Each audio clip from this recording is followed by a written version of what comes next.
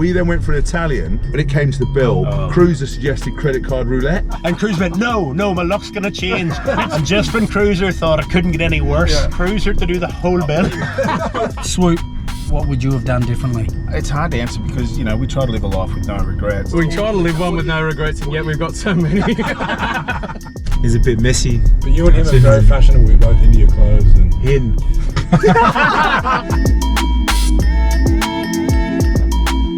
G'day guys, GQ have given me the keys to a Defender and we're off to pick up some rugby legends to chat about the Lions tour. Am I allowed to look cool for this? Or? yeah, no, you have to look for this. Right, I'm going to start now. You ready? Yeah, we'll just get flow. That's the state you want to be in, Swoop. Flow. So, lads, good to have you here. It's nice to be asking you blokes the questions for a change.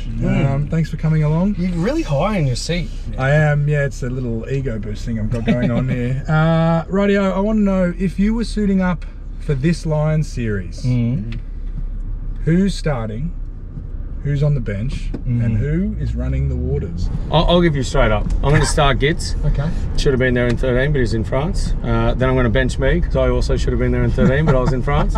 And I'm going to drop Swoop, because he's already been there and he's experienced it. He talks so highly about the tour, and we just haven't experienced it, so I feel like he should share the love a little bit. Yeah, I agree. He had his opportunity, and he blew it. They lost. So, Swoop, love him. Would love to have him in the team, but as you said, only two of us can make it. Kel, do you mind if I come in and ask something? Yeah. Swoop, what would you tell yourself now, knowing this far on, what would you have done differently? That's a good question. Yeah. I mean, it's hard to answer because, you know, we try to live a life with no regrets. We're not saying regrets. We try to live one with no regrets, and yet we've got so many. I mean, the occasion's huge, right? And it's a really good time in rugby for Australia. You guys performed really well in the Autumn Series last year.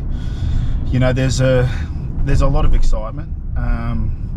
With that comes, you know, some weight around pressure, you know, the expectation on yourself, the expectation that you feel from the support base, the coaching staff, your family, your friends, you know, the whole entire rugby community. I think more about just kind of letting go and just playing, as Michael Checker used to say, right, just let the club go. Enjoy the occasion. Understand it's an absolute honour. You know, they're a part of an elite club, but just go out and just play Australian football. Go out there, be physical. Don't take a breath. You know, compete in every moment. Yeah, just enjoy the ride.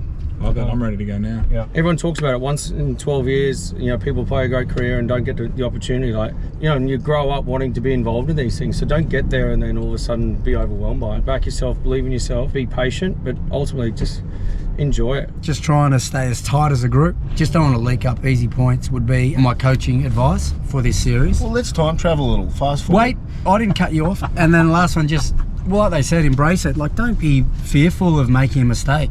Like, you're in that team for what you can do. Looking good, bro. I'm not as tanned as you, and you've I been know. there for about 2 days. Listen, I love Australia. It's a little bit chilly. Chilly? No, he was in a singlet at night time. Yes, You wonder why he's cold. Yes, but He's an idiot. Okay. You travelled in the singlet. I did travel in the singlet because I always get quite hot on planes. I was looking quite sharp, not gonna lie to you. I love how you've grown as a person now as well, because you wouldn't say boo to goose, now you're asking questions. So let's delve into that really quickly. I was a 22-year-old kid and I've turned up to Northampton where there's James Haskell, Yeah, some big characters. Courtney Laws, Dylan Hartley, who I still don't think knows my name. No. Ginger Academy player. Yeah. Dan Bigger, who's screaming. Screaming at people. It's great to see you grow. You're now a man. I appreciate that. Yeah. I am a man. You're a man. You're a father of two. Dad with grey hair. Yeah. Lads, I've heard both of you were extremely good tourists back in the day. Who was the best tourist and why? I think we both had to be good tourists because we weren't particularly good at rugby. If the midweek team doesn't perform, all the wheels can come off. We're as important as everybody else, but if we go off tour and become a bit negative, like team bin juice, basically what we call ourselves. No, midweek veg. Midweek veg. So we played one game where George Cruz and Peter O'Mahony basically got dropped, and in the analysis meeting, Rob Howley turned up with a hard drive of 150 gigabytes of George Cruz's mistakes. Cruz was just silently crying. The video finished with Cruiser going, could I say something? And he made a point that Howlers had made halfway through the video, and he just stared at him. He goes, are you not listening. We then went for an Italian. When it came to the bill, Cruiser suggested credit card roulette. And Cruiser went, no, my luck's gonna change. And just when Cruiser thought it couldn't get any worse, Cruiser to do the whole bill. Who was the Wallaby that the both of you most disliked coming up against? Maybe start with you, Rory. Is that so that I can get a word in? Yeah. Stephen Moore, back in the day, he was a big man. Played against him loads of times. So he was always tough guy on the pitch. I played, my 100th cap for Ireland was against Australia. Just drop it in there. And you know, having to go head to head with Hooper and Pocock, both of them were really tough customers. I mean, both incredible players. You know, it's like whack-a-mole. You deal with one of them and the other one would pop up across the other side of the field. When we came on the tour, we'd only ever played each other, not really spent any time together, and Rory's famous quote was like, oh God, not that guy. this will be a f***ing nightmare. Yeah. And then we bonded and we're the two best friends that anyone could have, and we'll never ever leave each other.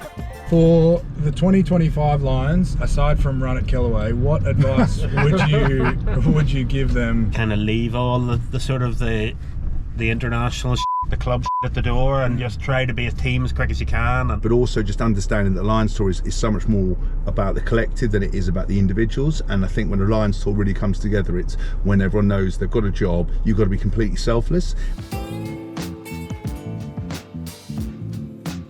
First thing that comes to mind when you think of Lions Tour? Jorgie, we'll start with you. Once in a lifetime opportunity. Pretty lucky to have it on at the same time as my career. Quite grateful as well. That's too serious in that. If you had to say one thing that you learned as a young guy in this environment, what would it be? I'd probably say like your time away from rugby is quite important to get away. Pretty full on, I think, if you're just all about rugby. What do you do with your time away there, Jorga? You love this question, don't you, Andrew? Great question. Nah, not heaps at the moment. Play a bit of golf. What's your handicap? 4. Nice. Yeah, you're sharp. Bobby, you play any golf? Yeah, heaps. Was there a time in your international career where you had a moment and you thought, hey, I can do this, you know, I'm capable and I'm good enough to be here? Yeah, there was a game in 21 versus South Africa in Gold Coast and Brisbane. It's going up against, you know, quality back row that the Sappers have, and they were ranked number 1 at that time. And throughout that game, I thought, yeah, sort of held my own, and we ended up winning both games. So I think mine's pretty similar to Bobby. I was debut playing against South Africa. I think stepping out on that field sort of felt like I belonged and that I can really do this. Right, you've got 3 guests to dinner. You get to pick who, and I want to know why. Number 1, Jonah Lomu, same position, and also just a generational talent, sort of changed the game of rugby. Johnny Wilkinson would be pretty cool. Yeah, that'd be cool. No, I'm happy with my 2. 3rd could be a bit too much. One of mine would have to be same as Jorgie, would be Jonah Lomu, because he was a beast on the field, and I'd like to get some tips, I guess, in that area and how to be better. My second guy, I don't know if you know him, he's a Fijian Sevens player, William Ryder. He's just like a hot stepper, sort of created something out of nothing. My 3rd, probably someone like Jerry Collins. Oh yeah, cool, good one. One teammate who you would room with and why? Probably Gordon. Nah, he seems pretty cool to have as a roomie. He's not cool at all. He's not cool at all. You've obviously had him before. I wouldn't mind having James O'Connor, pick his brain a bit. And then anyone you would request not to have as a roomie? Probably Angus Bell. Why not Belly? He's a bit messy. You and him are very fashionable. You're both into your clothes and him.